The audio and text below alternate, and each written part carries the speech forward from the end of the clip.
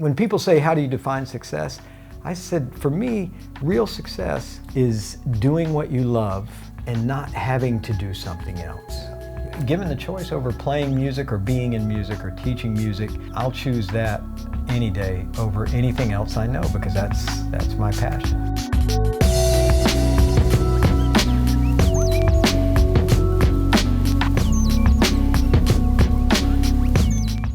Steve, this has been great to have some time with you, because we just had a panel at NAMM. You spoke some great, wise comments that were very, very needed for younger generations to hear. And what these artist series are about, it's about just that. It's about grabbing great musicians like yourself to kind of pave a way and let them know what you went through and what you're going through in music and how you have found success. The variety of artists that you've played for has been amazing. The education stuff that you're putting out is amazing. So I want to start from the beginning. Where did music kind of reach you to first grab your soul? If playing the trombone is grabbing one's soul, then I'll start there. But you have to know some trombone jokes. But I played a little bit of piano. It didn't stick with me, and the teacher, it just wasn't relevant, like the lessons I was learning. But then I picked up the trombone and I enjoyed it, and played it through junior high and into high school. But in junior high, late in junior high, a drummer, great software designer now that designs some amazing products, but his name's Jim Van Buskirk. And he came to me and asked me if I wanted to play bass in his band. And he said he had a gig in 2 weeks, and hey, it's only a bass. I mean, but I didn't even know what a bass was. I knew what a trombone was, and so I learned one song, and I left that rehearsal after playing All Along the Watchtower with blister on this finger and that finger just from doing that. And I said, man, if this is all there is to playing bass, I'm in. I'm in. And that's how it all got started. It was amazing just making music with a drummer and music that we listened to, And for me, if I broaden my listening, if I broaden my stylistic perceptions, then I have more fun. And I started out on rock and roll and ended up in jazz, but my passion was rock and roll, and it always has been, even though how playing with Dizzy Gillespie fits into all of that. But I will say this, speaking of Jimi Hendrix and All Along the Watchtower, somebody asked me about a story earlier, but even playing with Dizzy, we had this medium up blues we would play, and during the bass solo, Dizzy said, man, why do people clap at a middle section of some of your solos? And I said, because I go, we're playing ba-doom, doom, and I go, ba-doo-doo-doo-doo, ka-doo-doo-doo-doo, because I quote Jimi Hendrix in the solo. He was like, okay. And I heard him one time playing trumpet. We're playing that thing. And of course, his ears are amazing. He can play anything he hears. And he quotes Jimi Hendrix. And coming on the trumpet, nobody noticed. So it just blew on by. So he said, nah, no more Hendrix for me. I'll get back to my bebop. But I love all kinds of music. And as I started to progress on the bass, it was recommended to me, and I found a mentor that suggested that I get into jazz. He said, if you really want to learn your instrument and you really want to learn harmony and you want to develop to the next level, and that was a gentleman named Jack Austin, who had also attended North Texas State University, so he was one of my early influences to go to that college. And another guy was John Cribb, who I remember to this day. He said, write out a bass line to the Girl from Ipanema. And I wrote out this bass line and took it back to him. He said, well, this is great. Now that's all I know about bass, so go study with Jack Austin. And so that started the love for learning, is being challenged by an instructor. It's one thing to sit around and challenge yourself, and that's why I'm a believer in private lessons, or believer that we all need inspiration. That one-on-one attention. I was with Ron Carter last week taking a lesson from him. There's no reason to ever stop learning. And that's somehow that, mainly because I get on stage with people that just kick my butt, and I like it. I don't mind it at all. But so do you think that first piano teacher, had that teacher been more aware of what you wanted to have, and do you think if they connected with you better, do you think you'd be playing piano? I do. I really do. I'm not sure if I would be playing piano, but I'd be a better bass player now than I am, because that development would have harmonically started then. Gets back to education, you know. So that teacher has a big part of that factor of a child's future. Yeah, and I think it's critical, because so many lessons, and I'm not just talking about it at the young level, you know, at preschool and in that area, but if we as educators can find a way to make music fun and learn at the same time. You remember your best professors ever. Yeah. They were all funny. They all had a sense of humor for me. And but they delivered content, serious content, in a structured, organized way, but they knew how to do it really well. Absolutely. And they could make it relatable to me. I remember my professor at North Texas, Dr. Gardner. You know, I'll remember his name till the day I die, because I emulate some of my teaching after him, where he would bring in "You Light Up My Life," which was a hit back then, and show us how those chord progressions relate to everything we were studying in the piston harmony book, which was the standard thing. And the other teachers didn't do that. It just helped my ear immensely, just relating it to what I was hearing on the radio. So I really think early on, if we can keep it fun and make it educational, that's the key. And I hate to say it, but in the education world, sometimes we forget about the fun part of it. The music's supposed to be fun. Absolutely. I mean, if it's not fun, then I don't see much reason to do it. We have to find the fun in learning, but we also equally have to learn how to have fun. Yes. Some people don't know really how to have fun, and music is absolutely just that. Yeah. So at what point did you start playing with bands and getting more into a professional? I kind of alluded to it on the panel earlier, but where I'm from in Myrtle Beach, South Carolina, there's a lot of beach music bands, and it's a resort town, so there are bands playing, and I got called to be a sub one night with a band I'd never played with. And I had a quick ear, and I'd been jamming with people and just following them around. So I went on this gig, plugged into the amp that was there, played for 3 hours, maybe 3 sets, and I knew some of the songs, but I just followed them around, and you know, they kept looking over at me like, yeah, and I was going, okay, maybe I'm doing the right thing. I'll just, whatever you play, I'm going to try to play a bass line under it. And the end of the night, as I was leaving, he said, thank you, and he handed me, shook my hand, and inside it was a $20 bill, a $10 bill, and a $5 bill. $35, which back then was a fortune. I mean, for me, at that age, a freshman in high school. So that's when I realized, I went, wait a minute, I just had the time of my life. I got challenged. I'm sure I learned a lot on that gig, and I get paid for it. Like, I can go home and say, hey, Dad, I don't need any allowance this week. And I know that sounds kind of mercenary in a way, but the idea that I could make money doing something I love, which I hope we're all, when people say, how do you define success? I said, for me, real success is doing what you love and not having to do something else. Yeah. You can want to do something else, but you don't have to. And given the choice over playing music or being in music or teaching music, I'll choose that any day over anything else I know, because that's my passion. Beautiful. But I started playing in bands then, and eventually went to North Texas State University and met Greg Bissonette there my first week, met Ray Brinker there, who I'm sure you know, met Kirk Covington. They were all there, and I keep talking about drummers, you know, because that's, for me, bass and drums are the twins of the groove and music anyway. I mean, without the two together is what it takes. And from there, playing all styles of music. Greg and I joke about, we joke about the situation, but we would go listen to Ron Carter and Tony Williams with Miles, breaking up the time and doing crazy things. And then we would take that back to our ensembles, and then we would play, and all of a sudden the piano player can't find one. We think we know where one is, but the piano player is lost. He goes, you guys just turned the beat around. And Greg says, no, we didn't. So we would get in these fights, and then listen to Ron and Tony. So there,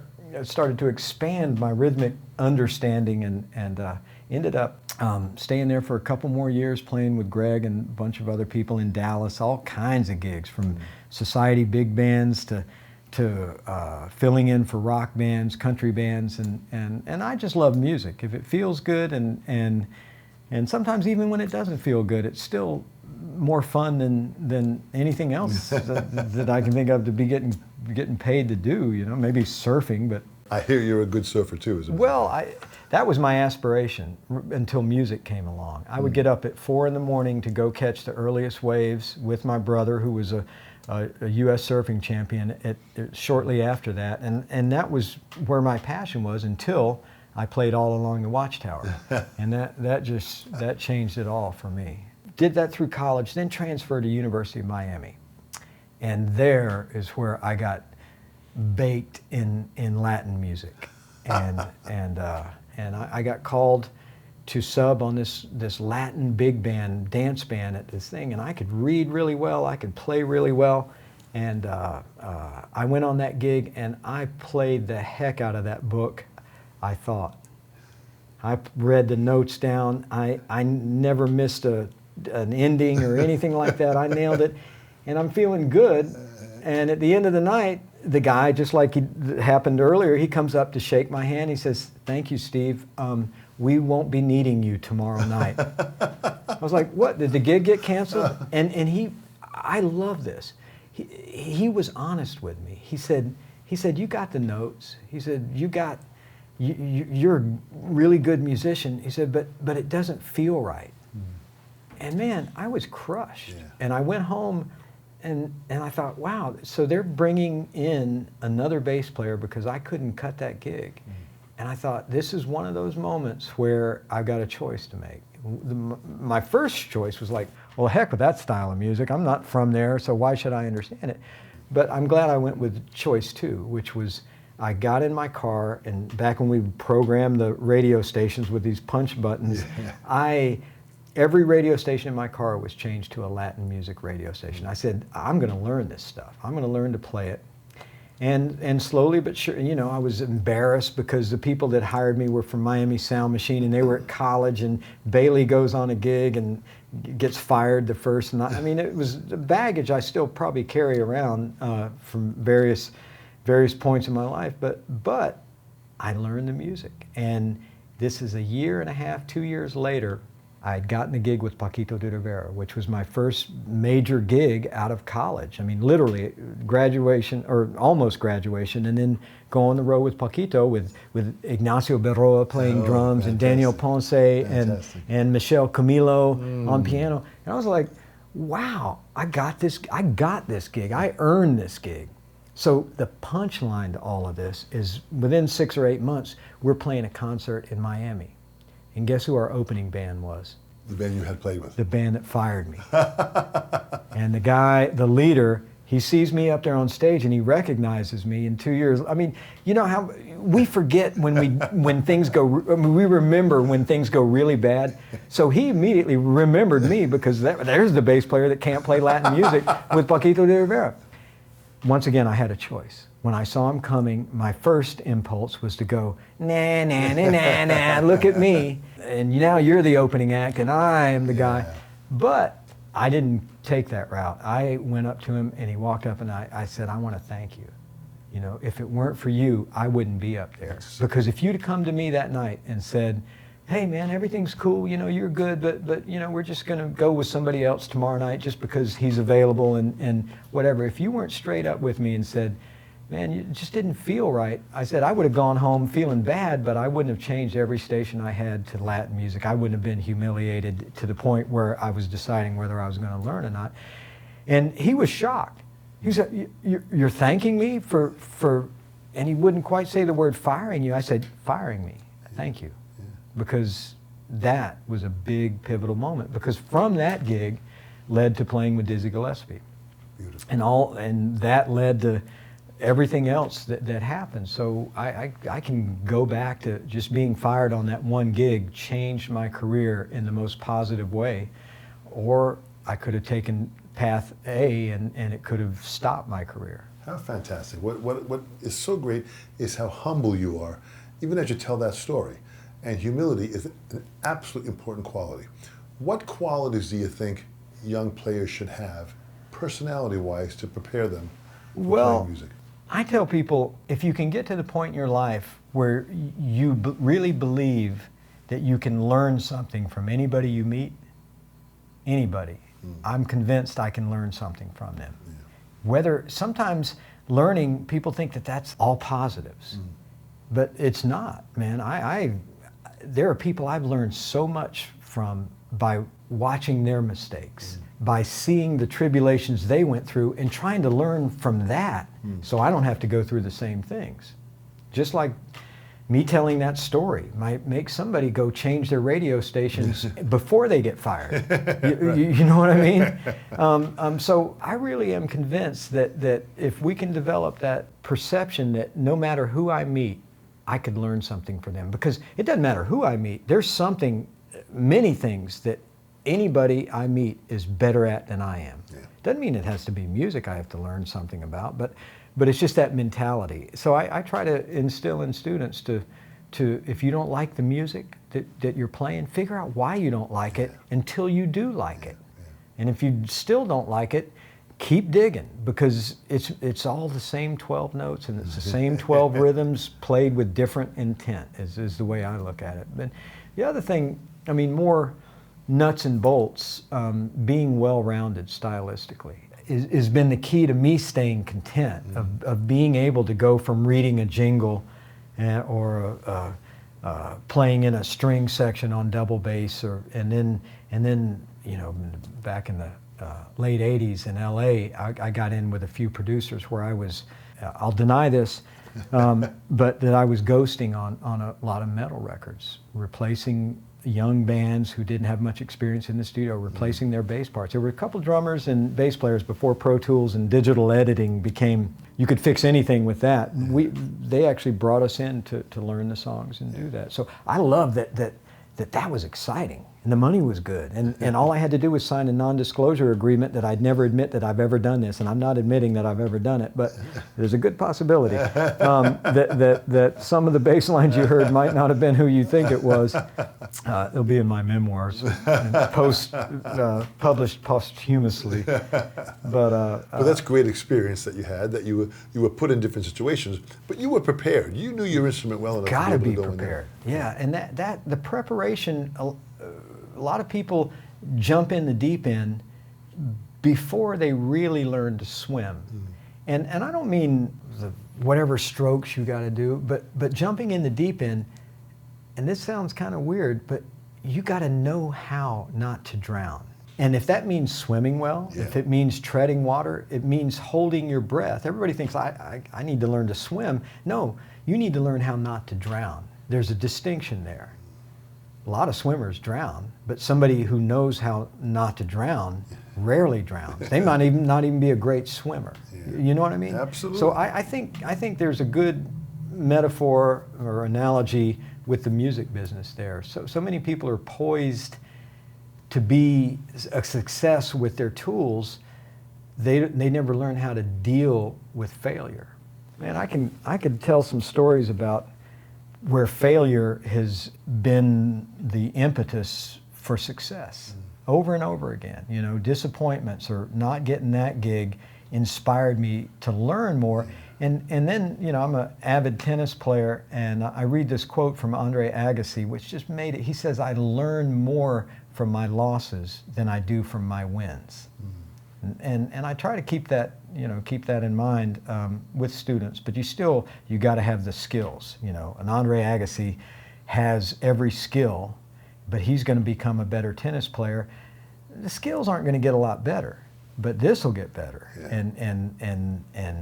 And that's such a parallel with music. You know, I mean, my chops have gotten worse in the last 20 years, but I know I'm a better musician than I was 20 years ago. Yeah. So you figure it out. Yeah, balance that out. That's fantastic. Yeah. Are you on a practicing schedule now? Do you? I practice twice a year. No, I mean, I've got the best job in the world. I'll say that. Yeah. Being at Berklee now, it is so. You're head of the chair at Berklee. Chair of the bass department, yes, which means I have this fancy office on the corner, and I love it because the energy there is insane. Yeah. Either from the other chairs, our faculty, and the students mainly. I mean, truth be told, I didn't want the job. I applied for it just to see if I could get it. So you talk about my humility. There's nothing humble about that. I thought I had the skills for it, but I was living in Myrtle Beach, South Carolina, had a nice artist residency, living by the beach, playing tennis every day, surfing all the time. Who wants to move to Boston? I hate cold weather. That's why I moved from New York to LA many years ago. The heck were you thinking about? Yeah, but man, I applied for it. I just want to see if I can get it, man. I just, my ego. But I made it through a couple rounds, competitive search, and I got chosen as a finalist, and the dean said, we'll fly you up. We want to see you teach. We want to meet with you. You need to meet with the provost. We need to just figure out what kind of leader you are, make a presentation to faculty and all of that. And so I went up, but I got lucky with this. I'd like to say that I really thought about it, but I said, I'd like to come up a day early. And I said, I don't want a tour from Berklee. I said, I just want to walk around campus and get a feel. Just like you go listen to a band, I just want to see what it feels like. Yeah. And before I even decide I want to audition for that band, I want to make sure I dig it. So I'm thinking I'll get there a day early, I'll walk around, it'll be this big mega music school. And I got there, and right as I walked in the door, there's nobody there. I went to the hotel, walked over to one of the buildings, and this guy he comes over, he said, are you Steve Bailey? And I said, yeah. He said, his name is Aaron. He said, I'm a bass student here. He goes, what are you doing here? To me. Yeah. Are you playing in town? I said, no, I'm just kind of checking out Berklee. I couldn't tell him that I was, what was actually going on. And I said, I just wanted to walk around and just kind of get a vibe for Berklee. I'd never really been in the machine part of it. I've been in the concert halls and stuff, but never. He said, can I give you a tour? And really that moment, I said, first I was going to say no, I'd just like to walk around. And I thought, from a student, then I get to see what Berklee's really like. Yeah. I said, yeah, give me a tour. And he did, man. He took me around to all these buildings, showed me the recording studios where the practice rooms were, took me in the basement of some dorms where people were just jamming. And then he left, and I went outside of this one building, and I'm standing out there. I got my hat down because I don't want to be recognized. I was digging this energy. I said, I just want to stand out here in the freezing cold outside of the 150 building, and it was just like an ant farm, people coming in and out, but they would stand there, and I was eavesdropping, and one was saying, man, I just heard Joe Lovano last night in New York. That's what I'm going to be someday. And this other student would come out going, hey man, you guys, let's go jam, let's have fun. Long story short, I stood out there for an hour, just listened to this energy, and I went and called my wife. I said, you know how I'm kind of ambivalent about the job? And she says, yeah. And I said, no. I said, if I don't get this job, I'm going to be bummed.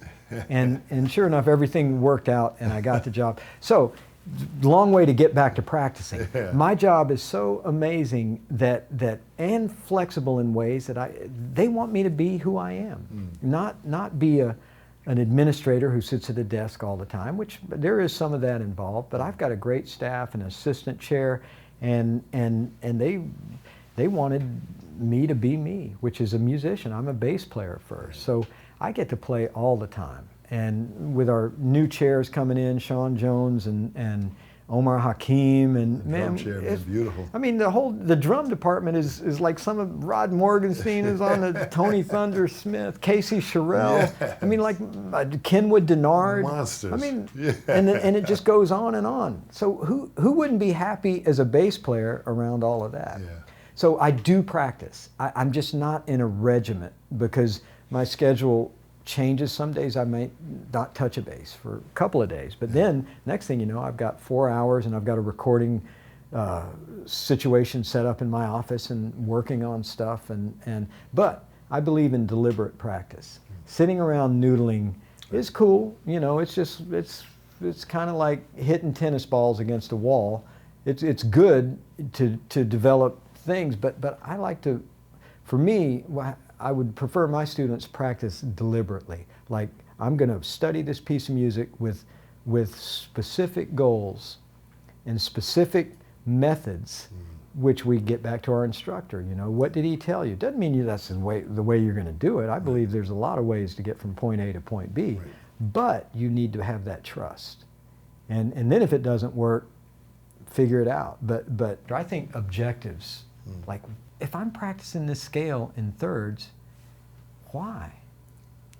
Just so I can play it faster? Yeah. No. How do I make it fit into music?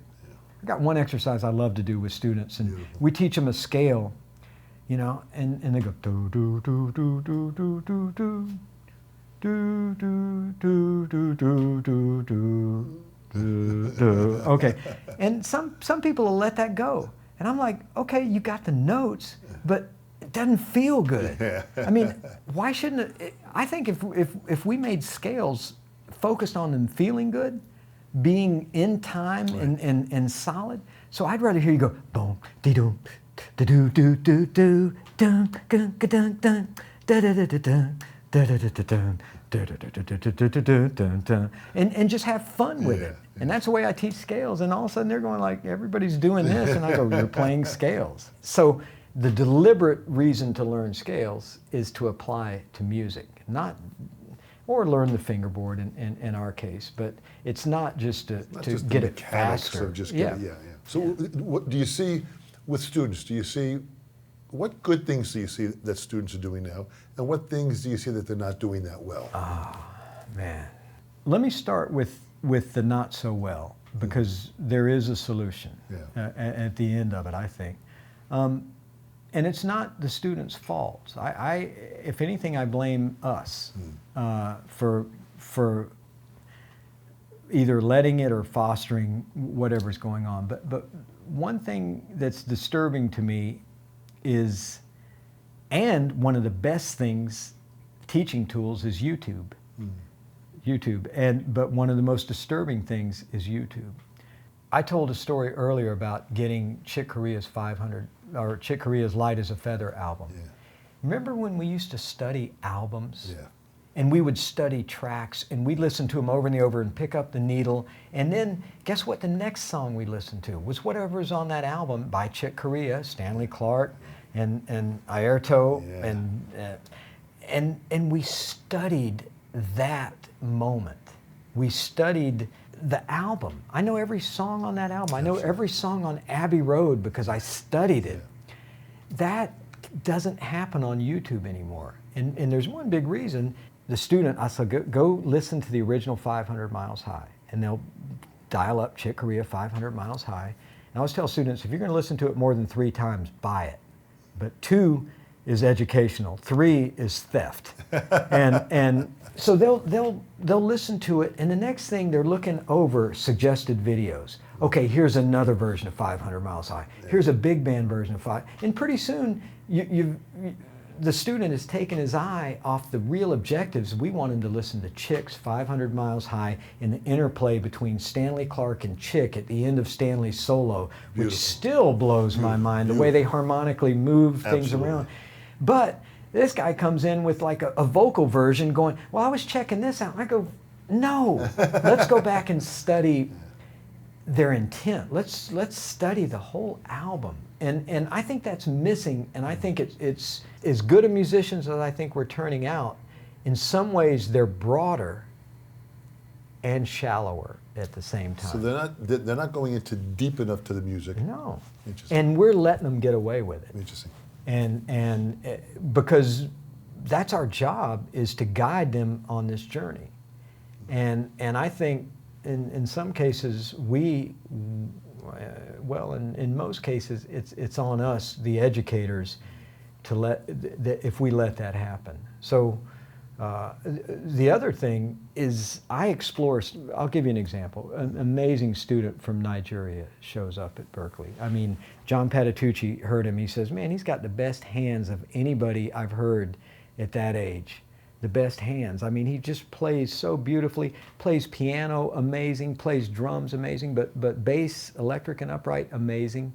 So I look at all of his stuff, and we have a rating system on different skills. And basically, he's off the chart on all this stuff. But he had never learned to read.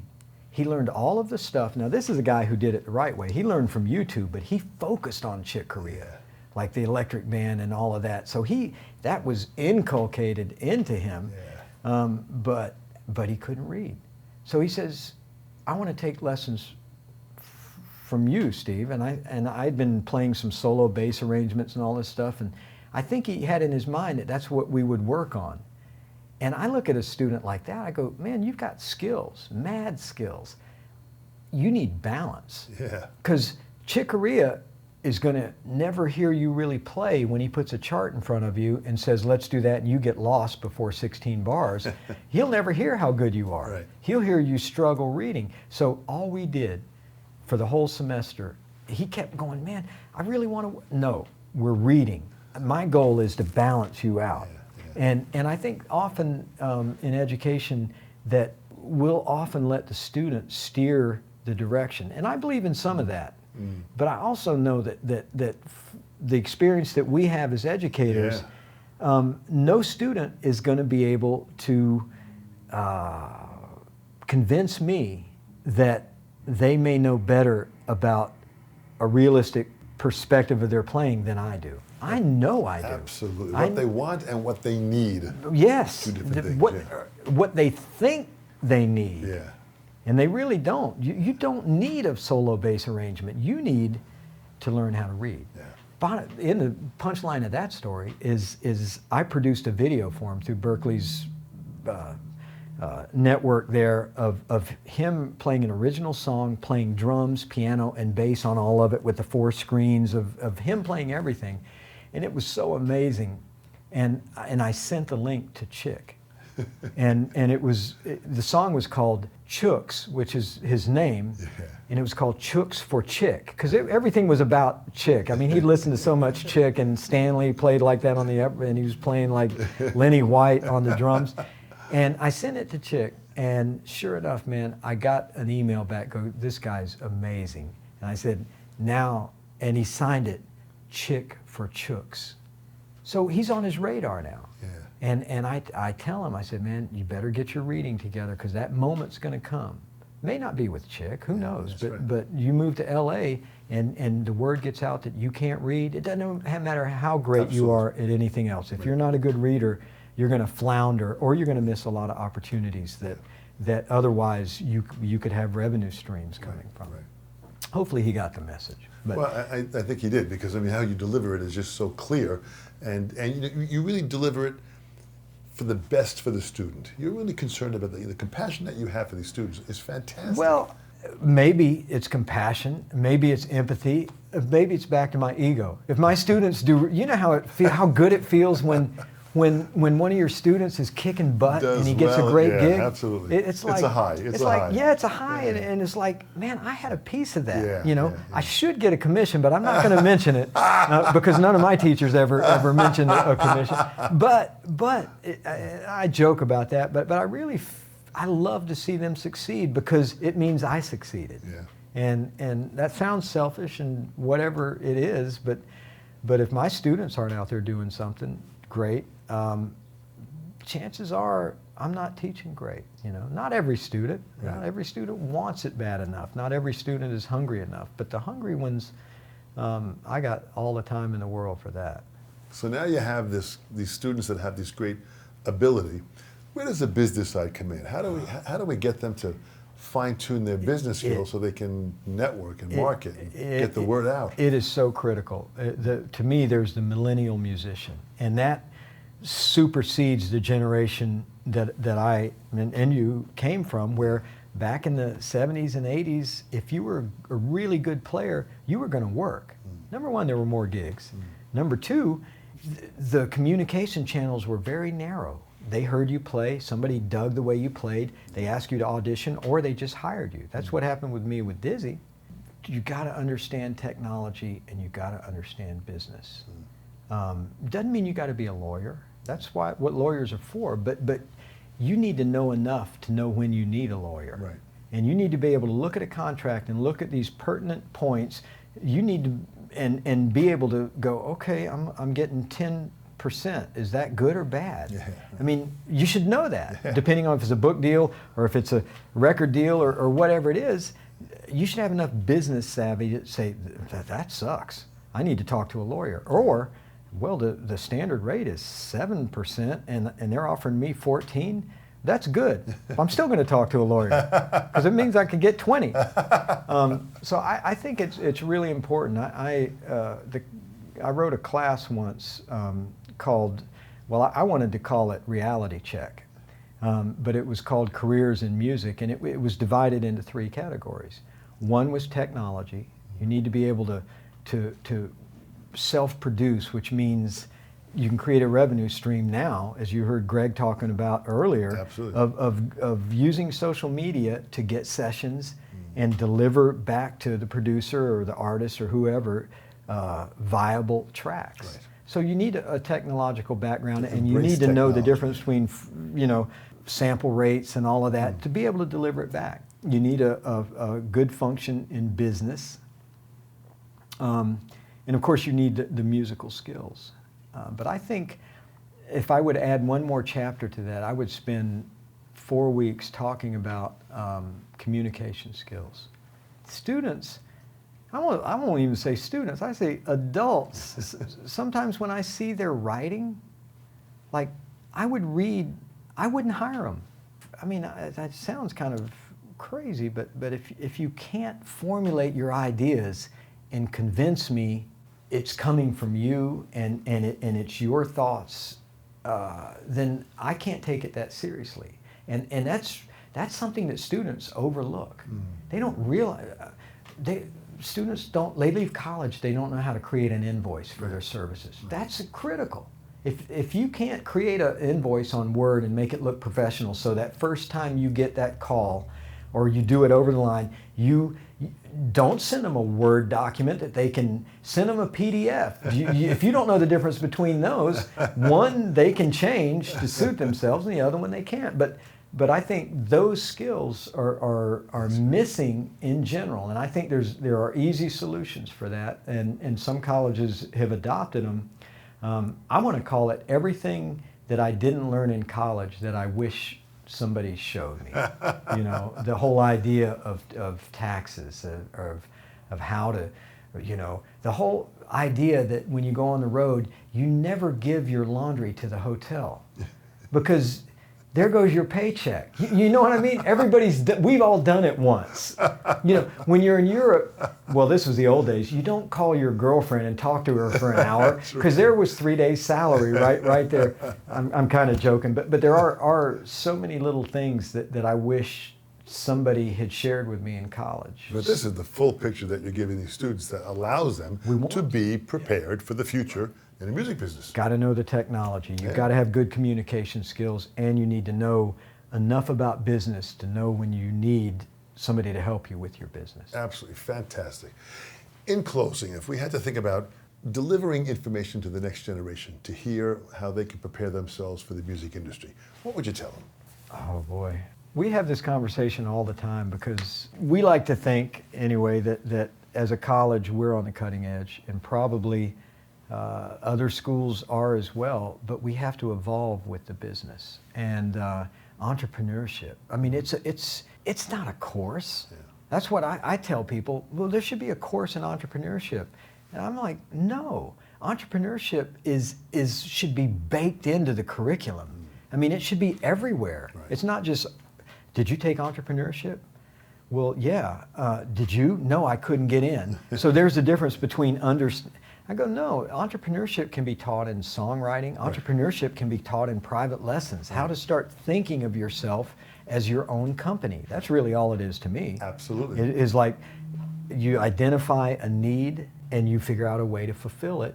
And by doing so, you build your career.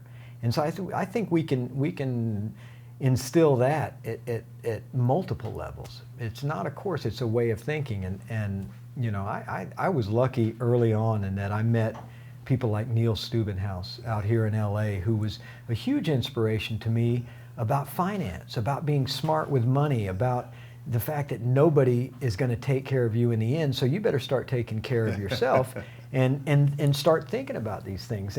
And ironically, as it all comes around, Neil is now coming to Berklee this spring to share a lot of those concepts with our students, which I think is amazing, because there's a guy who obviously can play, and he's a great musician, and he went to Berklee, but he taught at Berklee some, but he went to LA and figured out his career, and at the same time he figured out the rest of his life in financial terms. I think that's a missing ingredient that goes right in there with the entrepreneurship. But the bottom line is, man, you got to be able to deliver the goods. You know Michael League? Yeah. I'd love to steal people's quotes and claim that they're mine, but then I feel bad and say that, you know, I've got all of these, and Victor Wooten and I work together a lot, and we've got these long ways to explain your career, but when you hear somebody just sum it up in 3 principles, and Michael League did this at a clinic he did at Berklee, I said, man, I could have taken a whole week to explain that, and you do it in like 5 minutes. He said, because somebody was talking about New York and how things have changed, and it has. But Michael said, wait a minute, man, there are gigs everywhere. So there's still gigs. He said, sometimes my friends and I, we sit around and we have a little drinking game, and we try to think of some person who has these 3 skill sets who is not working. You deliver the goods, you're a good hang, and you're dependable. Think about it. If you're a great musician and you can deliver what's needed for that gig, you got that covered. If you're a good hang is right here in the middle, it's the tallest one, because 4 hours are on stage and sound check. 20 hours are on the tour bus. Those are social skills. So you've got to be able to hang and communicate in dependability. If you're the guy who's late for the bus, or you're the guy who doesn't show up at the airport in time, either one of those can damage your career horribly. But if you've got all 3 of those, he said they would sit around and go, well, there's so-and-so, and go, think about it, man. He's been late for gigs. And go, yeah, I guess he has. So he's not working as much. But those 3 skill sets, if you have them down, I can't think of anybody who's not working. You know, it's something they love. What's amazing is that you are at the highest level in all 3 of those. You play great, you have great social and communication skills. Well, thank you. And you're better than dependable. You get there way before things have to happen. So well, if you're a half hour early, you're on time. If you're on time, you're late. And if you're late, you're fired. And I love that one, because musicians forget about that sometimes. If you're going to a session or a lesson, this is a pet peeve I have, that people sit in the lesson and sometimes spend a couple minutes tuning their basses. And I extrapolate the math for them. I said, okay, let's say 3 minutes per lesson, you waste valuable time tuning your instrument. 3, let's multiply that times 15. Now we're at 45 minutes. There's a whole lesson. You spend a whole lesson every semester tuning your instrument. Now let's multiply that by how many years? So it ends up being that they almost missed a full semester to a half of a semester of their total private lessons tuning their instrument.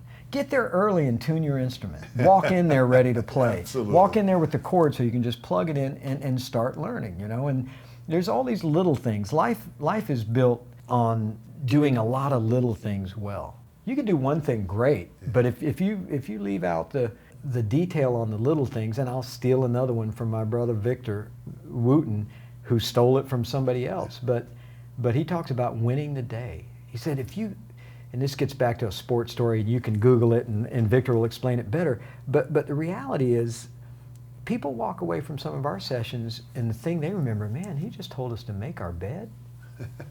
And Vic's like, well, if you can't start the day with a success, and you tell me, is an unmade bed a success, or is a made bed a success? Which one is successful? I mean, you can't argue with that. You're just too lazy to be successful the first thing you have to do during the day. Did you put the lid back on the toothpaste? There's a little bit of success.